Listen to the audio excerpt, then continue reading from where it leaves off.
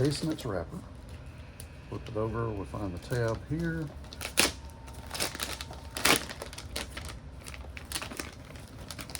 Slip it out of the bag. Still have the overwrap on it. We'll peel that off. Take it apart. There's the top part. Take the plastic off the bottom part, which is a little more difficult. That one's bigger than the last one. There we go. Set the top there. Set the bottom there.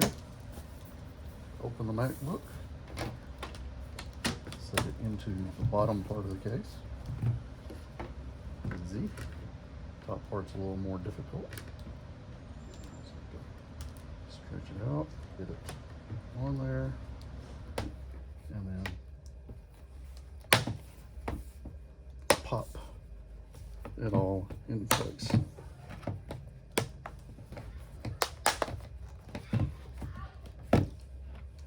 And there we go.